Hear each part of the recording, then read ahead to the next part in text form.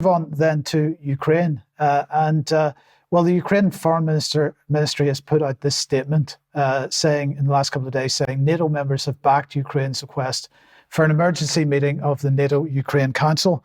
And of course, why are they doing this? Well, they're doing it because they're pretty upset at the moment that everyone's attention has moved to Palestine and nobody really cares about Ukraine anymore. At least that's how they perceive it. Of course, why would they? Because Ukraine has effectively lost. This is an embarrassment for politicians in the West. But anyway, they are demanding more support. NATO at least is paying lip service to this, and they have announced their military committee in Chiefs of Defence session that's taking place on Wednesday, the 17th of January. And if you look to the bottom of the list there, the session 5 is the Ukraine Council in Chiefs of Defence format. So they are certainly, as I say, paying lip service to this idea. Now, NATO have said that they intend at that meeting to discuss Russia's war of aggression against Ukraine, the situation on the ground, and NATO and allied continued support for Ukraine. The Ukrainian foreign minister then had this to say, that as far as they're concerned, air defense is a key issue. Now, they didn't suggest any timescales for when they would want improved air defense. They certainly didn't suggest any timescales for when they would be expecting the next tranche of support. But that is the key issue for them. They didn't have to wait long for an answer, though, because yesterday NATO announced this. They're going to buy 1,000 Patriot missiles to enhance allies' air defences. Actually, that was on Wednesday.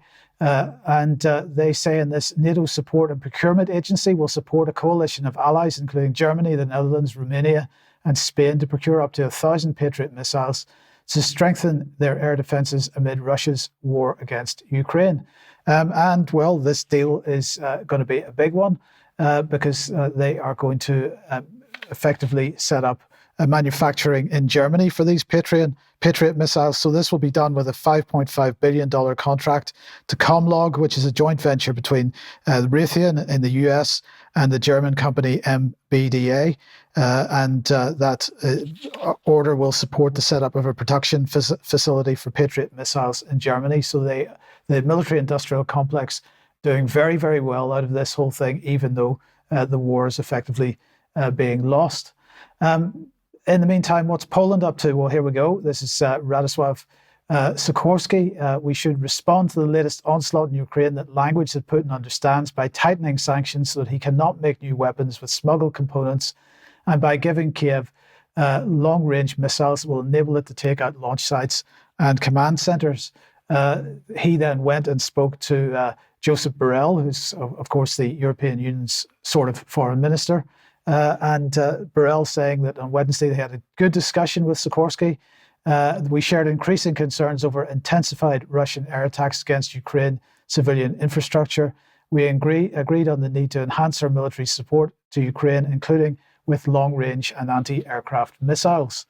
So then he went on to follow that up by saying, we also discussed ways to reinforce anti-sanction circumvention measures, since the significantly increased European exports to third countries could be re-exported to Russia.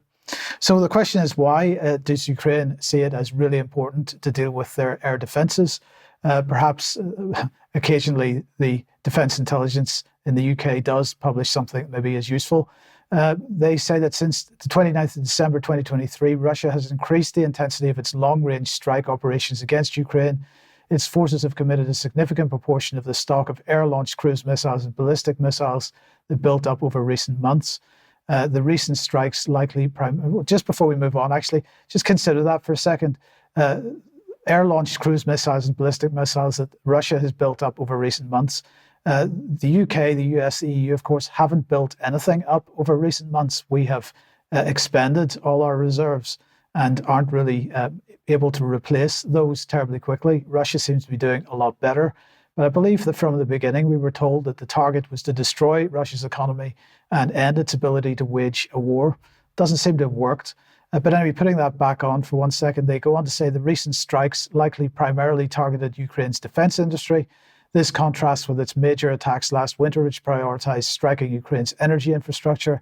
Russia appeared to restart this campaign by hitting energy sites in early December 2023.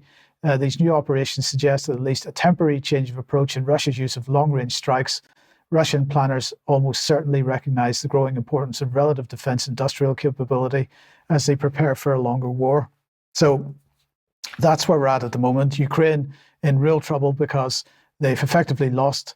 They are seeing reduced, if not support ending for them at this point in time, and everybody's eyes turn towards the Middle East, and they're not happy about it. So